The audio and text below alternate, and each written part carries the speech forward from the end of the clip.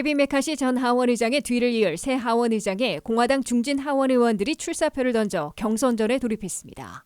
미국인들이 만성질환으로 사망률이 급등하며 기대 수명이 짧아지고 있는 것으로 나타났습니다. 3년 반 만에 재개된 학자 융자금 상원에서 새로운 관리 회사들의 엉터리 서비스로 극심한 혼란상이 벌어지고 있습니다. 도널드 트럼프 전 대통령과 조 바이든 현 대통령이 9월 중순 여론조사에서는 격차가 벌어졌으나 10월 들어 각축전으로 바뀐 것으로 나타났습니다. 포브스지가 선정한 올해의 400대 부자 명단에 도널드 트럼프 전 대통령은 빠지고 프로농구 선수 출신 마이클 조단이 입성했습니다. 여러분 안녕하십니까? 워싱턴 뉴스 투데이입니다. 세 번째 단명한 케빈 메카시 전 하원의장의 뒤를 이을 새 하원의장이 되려는 공화당 중진 하원 의원들이 출사표를 던져 경선전에 돌입했습니다. 스티브 스칼리스 현 공화당 하원 대표와 짐 조단 하원 법사위원장이 공식 출마해 치열한 경쟁에 들어가 이들 중에 한 명이 선출될지 아니면 제3의 인물이 급부상할지 예의주시되고 있습니다. 한면택 기자가 보도합니다. 하원의장을 갈아치운 사상 초유의 사태로 연방 하원이 마비된 가운데 차기 하원의장을 조기에 선출해 안정을 되찾으려는 공화당 하원의 움직임이 빨라지고 있습니다. 새 하원의장 선거에 공화당 하원의 2인자인 스티브 스칼리스 현 다수당 하원 대표와 짐 조단 하원 법사위원장이 공식 출사표를 던졌습니다. 스티브 스칼리스 공화당 하원 대표는 케빈 메카시에 이은 당서열 2위로서 자연스럽게 후임 하원의장으로 거명돼 왔는데 선거에 공식 출마를 발표한 겁니다. 스티브 스칼리스 하원 대표는 대표적인 보수파로서 당내 보수 강경파들로부터 비토당하지는 않을 수 있으나 축출된 메카시와 손잡고 공화당 하원 서열 2위 자리를 지켜와 이번 사태에 직접 책임이 있다는 취역점을 안고 있습니다. 스칼리스 하원 대표는 과거에 총격을 맞은 적도 있고 현재 혈액암 치료를 받고 있어 건강상 문제도 약점으로 꼽히고 있습니다. 짐 조던 하원 법사위원장은 비록 케빈 메카시 하원의장 체제를 옹호해왔으나 그의 축출을 주도해온 매트 게이츠 하원의원 등 보수 강경파들로부터도 공개 지지를 받고 있습니다. 매트 게이츠 하원의원은 올 1월 메카시 하원의장 선출을 가로막았을 때에도 짐 조던 하원의원을 천거했으며 이번에도 차기 하원의장으로 강력 지지한다고 공표했습니다. 짐 조던 하원 법사위원장은 대표적인 보수 강경파의 모임인 프리덤 코커스의 공동 창립자이자 도널드 트럼프 전 대통령의 강력한 옹호자로 널리 알려져 강점이자 약점이 되고 있습니다. 공화당 하원 내에서는 20-30명에 달하는 중도파들이 짐 조던 하원의장에 난색을 표시하고 있습니다. 짐 조던 하원 법사위원장이 당내 중도파들까지 잡는다면 메카시의 뒤를 이을 차기 하원의장으로 비교적 이른 시일 안에 선출돼 연방 하원의 기능을 정상화시킬 것으로 예상되고 있습니다. 그러나 공화당 하원의원 221명 가운데 5명만 이탈해도 안 되는 상황에서 중도파들 20-30명이나 반대하면 공화당이 독자적으로 과반인 218표를 얻지 못해 하원의장을 선출하지 못하게 됩니다. 연방 하원 다수당인 공화당은 내주에 차기 하원의장을 선출할 계획이나 한 후보가 당내 지지를 결집해야 조기에 차기 하원의장을 선출할 수 있고 그렇지 못하면 올 1월 15차 표결 끝에 메카시 하원의장을 선출했던 사태를 되풀이하게 됩니다. WKTV 뉴스 한면택입니다. 미국인들이 당뇨와 간질환, 심장병, 암과 같은 만성질환으로 사망률이 급등하며 기대 수명이 짧아지고 있는 것으로 나타났습니다. 지역별로는 남부와 중서부, 빈곤층에서 만성질환에 따른 사망률이 급등하고 있는 것으로 조사됐습니다. 미국인들이 한참 일할 나이에 만성질환으로 사망하는 비율이 급등하면서 선진국들 가운데 기대 수명이 가장 많이 짧아지고 있다고 워싱턴 포스트가 경고했습니다. 워싱턴 포스트가 장기간에 걸쳐 방대한 미국인 건강 데이터들을 추적 분석한 결과 미국인들이 만성질환에 시달리며 사망률이 급등해 기대 수명이 짧아지고 있다는 결론을 내렸습니다. 미국인들의 기대 수명은 2014년 78.9세로 정점을 찍은 후에 오히려 내려가기 시작했습니다. 2015년과 2016년에는 78.7세로 소폭 내려갔고 2017년에는 78.6세로 더 떨어졌습니다.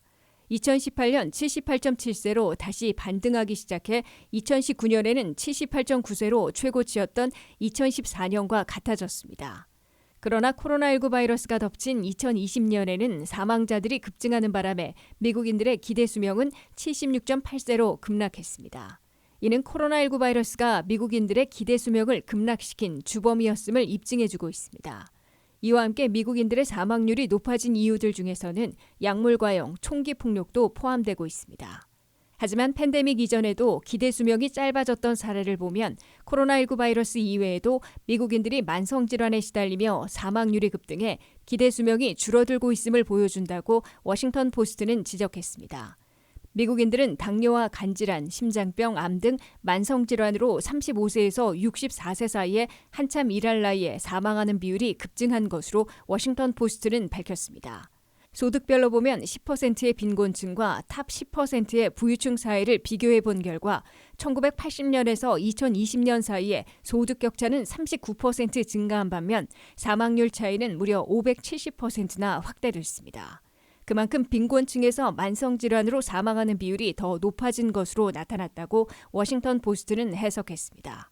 지역별로도 차이를 보이고 있는데 만성질환에 따른 사망률 급등 지역은 미시시피와 루이지애나, 오클라호마 등 남부 지역, 아이오와 일리노이, 미주리 남부를 포함하는 중서부로 나타났습니다. 뉴멕시코와 콜로라도, 애리조나 일부에서도 사망률이 높아진 것으로 집계됐습니다. 만성질환에 따른 사망률이 급등한 지역에서는 인구 10만 명당 사망자들이 1,700명대인 것으로 조사됐습니다.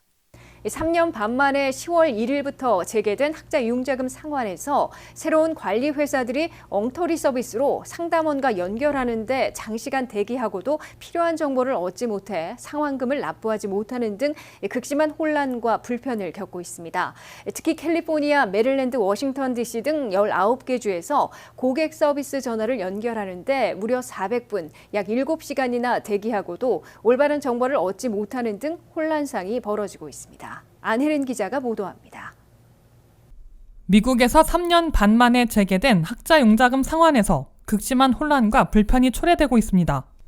캘리포니아, 메릴랜드, 뉴욕, 펜실베니아, 워싱턴 DC 등 19개 주 법무장관들이 연방교육부에 항의 서한을 보낼 정도로 상당한 혼란상이 벌어지고 있다고 CBS 뉴스가 4일 보도했습니다. 19개 주에서 새로 학자융자금 서비스, 즉 상환 관리를 맡은 서비스 회사들이 제대로 준비를 갖추지 못해 밀려드는 문의에 대응을 하지 못하고 있기 때문에 혼란과 불편을 초래하고 있다고 이 방송은 전했습니다. 한 고객은 새로 상환 관리를 맡은 회사의 고객 서비스 센터로 전화를 걸었는데 상담원과 연결되는데 무려 400분, 근 7시간이나 걸렸다고 고개를 가로저었습니다. 장시간 대기한 끝에 연결된 상담원은 학자융자금 상환 옵션과 내용 등을 잘 알지 못하고 있어 아무런 도움도 받지 못했다고 또 다른 고객은 토로했습니다. 이 때문에 지정된 듀 데이트 안에 학자융자금을 납부하지 못해 또 다른 불이익을 당하지는 않을까 걱정하는 사례들도 속출하고 있습니다. 미 전역에서 4,350만 명이나 3년 반 만에 학자융자금 상환을 재개했는데 팬데믹 기간 중 관리 회사들이 여러 곳이 바뀌어 적지 않은 혼란을 초래하고 있습니다. 더욱이 새로 관리를 맡은 회사들은 인력이 부족하고 전문 지식도 불충분해 적시에 알맞은 정보를 제공하지 못하고 있는 것으로 비판받고 있습니다. 상담 전화를 거는 고객들의 상당수는 월 상환을 하기 어려워 이자를 물지 않고 상환을 연기하는 포비어런스 옵션이 있는지를 묻고 있으나 상담 직원들은 이에 대해 잘 알지 못해 올바른 옵션을 알려주지 못하는 경우들이 허다한 것으로 나타났다고 CBS 뉴스는 밝혔습니다. 9월부터 이자가 새로 부과되기 시작한 데 이어 10월 중에 듀데이트이 정해져 학자융자금 월 상환을 재개하는 4,350만 명 중에서 절반 가까이는 연체가 불가피해질 것으로 우려하고 있습니다. 한 설문조사 결과 학자융자금 상환을 재개해야 하는 미국인들의 43%나 매달 내야 하는 비용으로 학자융자금 상환은 연체할 것으로 우려하고 있다고 밝혔습니다. 다만 바이든 행정부는 이를 감안해 이번 10월 1일부터 내년 9월 30일까지 1년 동안은 제때에 상환하지 못하더라도 연체나 디폴트로 간주하지는 않을 것이라고 발표해놓고 있습니다. 더욱이 연체 또는 디폴트 되더라도 신용평가 기관에 통보하거나 강제로 징수하는 컬렉션 컴퍼니에 넘기지는 않을 것으로 강조하고 있습니다. WKTV 뉴스 안혜련입니다. 공화당의 차기 대선 후보로 유력시되고 있는 도널드 트럼프 전 대통령과 민주당의 조 바이든 현 대통령이 9월 중순 한때 격차가 벌어졌으나 10월 들어 다시 각축전으로 바뀐 것으로 나타났습니다. 9월 중순 ABC 조사 한 군데에서만 트럼프 전 대통령이 바이든 대통령을 무려 10%포인트 압도해 민주당의 후보 교체론까지 거론됐으나 다른 여론조사에서는 동률 또는 오차 범위 내 접전을 벌이는 것으로 집계됐습니다. 한면택 기자가 보도합니다. 2024 백관행 레이스는 트럼프 대 바이든의 리턴 매치로 펼쳐지더라도 아직 승부를 속단하기 어려운 것으로 보입니다. 9월 중순에 발표된 ABC와 워싱턴 포스트의 여론조사에서만 트럼프 전 대통령이 바이든 대통령을 52대 42% 무려 10포인트 차이로 앞서가고 있는 것으로 나타나 민주당 진영에서 후보 교체론까지 불거져 나왔습니다. 조 바이든 대통령은 물가 상승으로 일자리 안정과 경제 성장을 날리면서 미국민 실생활이 어려움을 겪게 하고 80대 고령으로 재선에 도전하는 것에 대한 우려가 깊어져 민주당 진영 내에서도 재선 포기 압력이 거세지고 있는 것으로 관측돼 왔습니다. 그러나 트럼프 전 대통령도 형사기소 4건 이외에도 사업에 번거진 뉴욕주에서 자산 부풀리기로 융자와 보험 사기 행위를 저지른 혐의로 민사재판을 받기 시작하며 사업의 대가라는 상징마저 퇴색되고 있어 트럼프 바람이 주춤해진 것으로 해석되고 있습니다.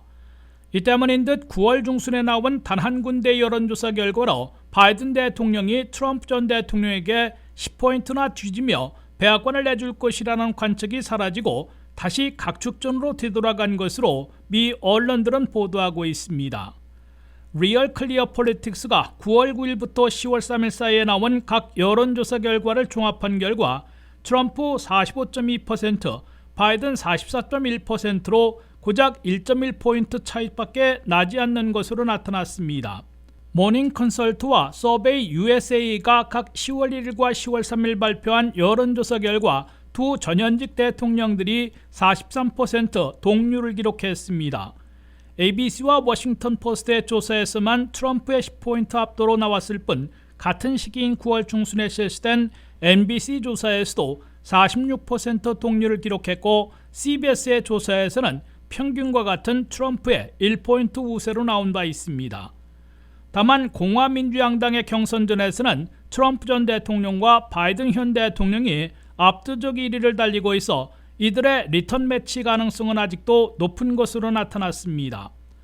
공화당 경선전에서 트럼프 전 대통령은 56.5%의 지지율로 드산티스 플로리다 주지사의 13.5%를 1년 가까이 압도하고 있습니다. 민주당 경선전에서는 바이든 대통령이 64.9%의 지지율로 케네디 전 의원의 14.9%를 따돌리고 있습니다. WKTV 뉴스 한면택입니다. 미국의 포브스지가 선정하는 올해의 400대 부자 명단에서 도널드 트럼프 전 대통령이 빠지고 프로 농구 선수 출신 마이클 조단이 처음으로 입성했습니다. 미국의 제1의 부자는 테슬라의 일론 머스크, 2위는 아마존의 제프 베조스 등으로 큰 변화가 없었습니다. 안혜린 기자의 보도입니다.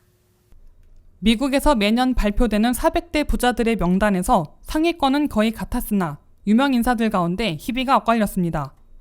포브스지가 발표한 2023년 미국의 400대 부자들의 명단에서는 도널드 트럼프 전 대통령이 빠졌습니다.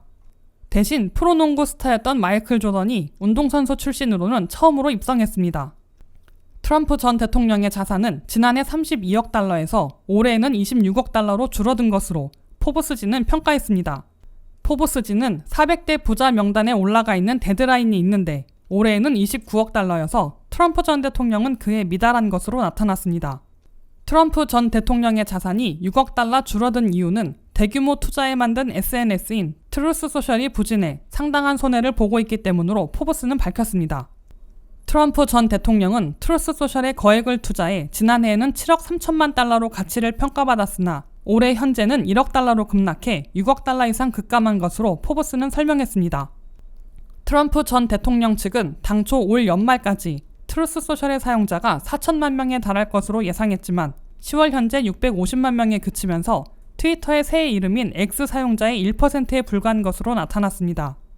반면 마이클 조던은 올해 30억 달러의 자산을 가진 것으로 평가돼 프로 운동선수 출신으로는 처음으로 400대 부자 명단에 올랐습니다. 마이클 조던은 2014년에 10억 달러를 넘어선 데 이어 프로농구 구단인 샬럿 호넷을 지난 8월 30억 달러에 매각하면서 자신의 개인 자산도 지난해 17억 달러에서 올해는 30억 달러로 근 2배나 불리면서 400대 부자에 입성했습니다. 프로 운동선수 출신들 중에는 마이클 조던이 30억 달러로 처음으로 400대 부자 명단에 입성한 데 이어 10억 달러대인 르브론 제임스, 타이거 우즈가 뒤를 따르고 있습니다. 올해도 미국 제1의 부자는 테슬라의 일론 머스크로 자산이 무려 2,510억 달러나 되는 것으로 포브스는 평가했습니다. 2위는 아마존의 제프 베이조스로 1,610억 달러이고 3위는 오라클의 레리 앨더슨으로 1,580억 달러를 기록했습니다. 4위는 버크셔 해서웨이의 워렌 버핏으로 1,210억 달러, 5위는 구글의 레리 페이지로 1,140억 달러, 6위는 마이크로소프트의 빌 게이츠로 1,110억 달러인 것으로 나타났습니다. 7위는 구글의 세르게이 브린으로 1,100억 달러, 8위는 페이스북의 마크 주커버그로 1,060억 달러, 9위는 마이크로소프트의 스티브 발머로 1,010억 달러, 10위는 블룸버그 통신의 마이클 블룸버그로 963억 달러를 기록했습니다. WKTV 뉴스 안혜린입니다. 이상으로 워싱턴 뉴스투데이를 마치겠습니다. 시청해주신 여러분 고맙습니다.